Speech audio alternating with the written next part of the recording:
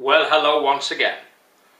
This is me, Leonard, broadcasting as usual and as ever from Haslingden, 30 miles or 50 kilometres due north of Manchester in the UK, on Monday the 19th of September 2011. Going to talk today about railways.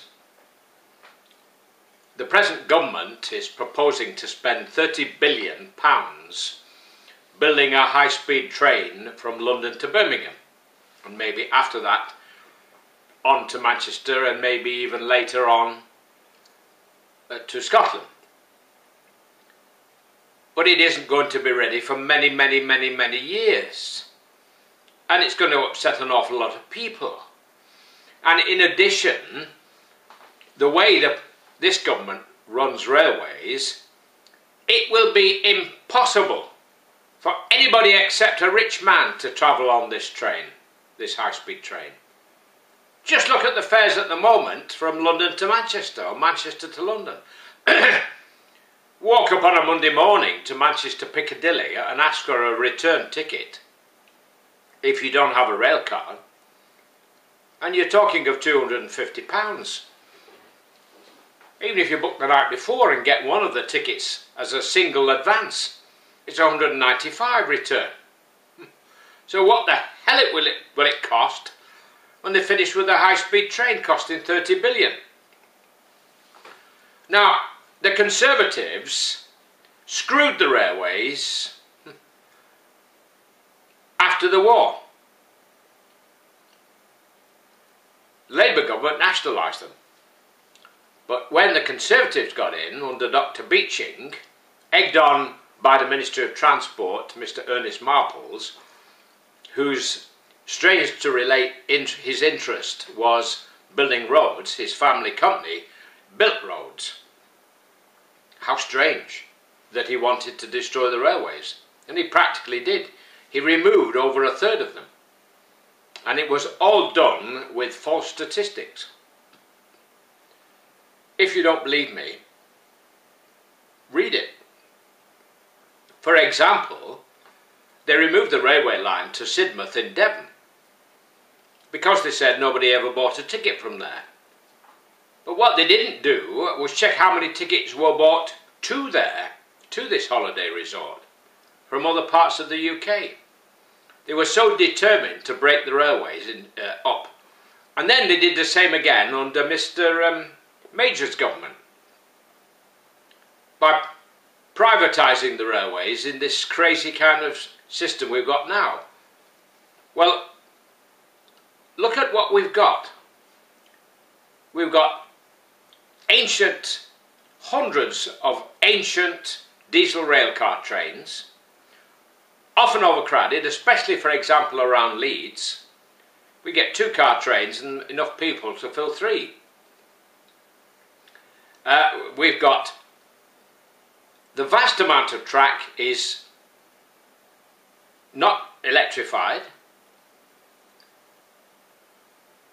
Most of the stations need modernising, and an awful lot of investment. I mean, for example, they still have semaphore signals in some places. Semaphore signals. The Dark Ages. Well, with that 30 billion, let me tell you what you could do. You could electrify every inch of track from Plymouth to Wick. So you could have an electric train, could take passengers or goods all the way without stopping. Faster, cleaner, quieter, greener. With that 30 billion, you could actually raise the bridges. Why do you need to raise the bridges? Because the English loading gauge, as it's called, that is the height, the maximum height you can have and the maximum width of trains, is much smaller than on the continent. So on the continent they can have double-deck trains, but we can't. So if we raise the bridges, we could have double-deck trains. We wouldn't have to have longer trains and longer stations, we could have double-deck trains. We could get rid of the third rail system on the southern commuter belt railways and make them all overhead. Much more powerful, much cleaner, much more sensible.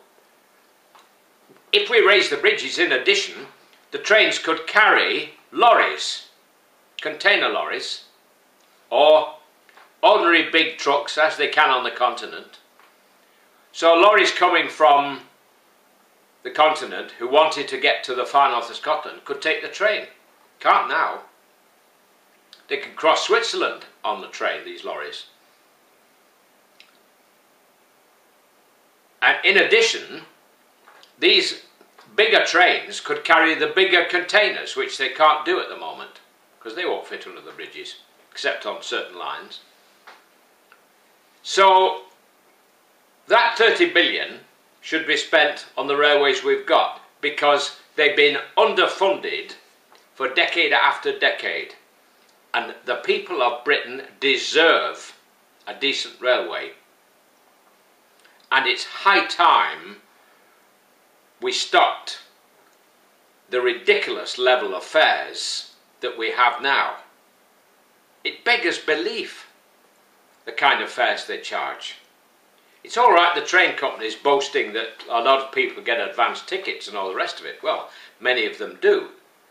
But many of the trains in the peak times are half empty because nobody can afford those fares. You travel from Euston to Manchester around 4 o'clock-ish. Hardly anybody on those trains. But I believe that the first off-peak train around 7, they need the police to hold people back. So, for heaven's sake, stop this madness with this high-speed train. Because if this government, this Conservative-led government, wastes 30 billion on a high-speed train, they will never, ever spend that money on the ordinary railway system. I travelled a couple of years ago from Inverness up to Thurso. Beautiful scenery, completely deserted, but ancient rail cars, diesel rail cars. We hadn't gone very far before the toilet was unusable, and semaphore signals in places, single track. So it's time that we stop this government wasting that money and put it into our present railway system. There you have it. God bless, while it's still legal in the UK to say God bless. Take care. Bye for now.